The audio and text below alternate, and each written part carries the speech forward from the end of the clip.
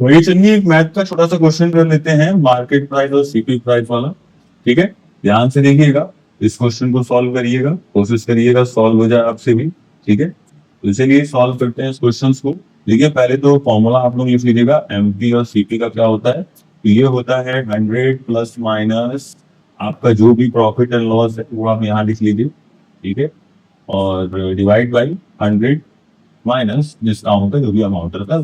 ठीक है, तो ये आपका फॉर्मूला है, इसी फॉर्मूले को इस क्वेश्चन में अप्लाई करेंगे और नॉर्मल सा सीधे का क्वेश्चन है, कर लेते हैं इसको बड़ा से। देखिए आइए तो पढ़ते हैं क्वेश्चन। ये देखिए यहाँ लिखा हुआ है 42%। अगर हम लोग मान लें जो मेरा कॉस्ट प्राइस है अगर वो 100 है तो इसका 42% लगा के मार्केट प्राइस है, तो हम लोग यहाँ 142 मान लेते हैं। ठीक है, ध्यान दीजिएगा इसी में 142% है। ठीक है, ध्यान से देखिएगा। अब देखिए अब क्या करते हैं हम लोग यहाँ पे 100। अब देखिए यही हमने पूछा है, यहाँ क्वेश्चन देखिए तो पूछा है प्रॉफिट, प्रॉफिट यानी यही अमाउंट जो यहाँ पर होगा, तो एक्स मान लेते हैं फिलहाल के लिए।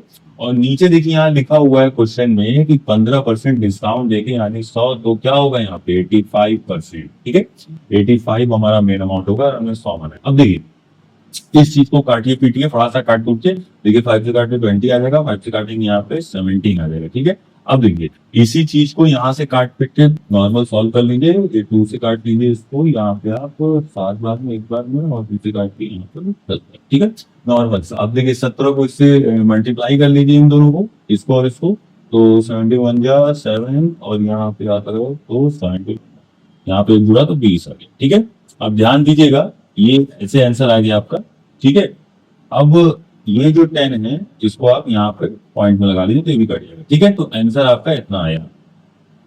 ठीक है, अब ध्यान दीजिए इक्वल टू 100 प्लस एक्स है ना, तो एक्स की वैल्यू क्या आ जाएगी आपकी, नॉर्मल से एक्स की वैल्यू क्या आ जाएगी 20.7, यानी कि आंसर क्या होगा, तो आंसर आपका होगा इंटीजर में देखिए पूछा है, राउंड ऑफ करके बताना है, तो 21। आंसर क्या होगा आपका 21। ठीक है, तो दोस्तों आपको समझ में आया, समझ में आया तो अच्छी बात है, सीखते रहिए, आगे बढ़ते रहिए, धन्यवाद।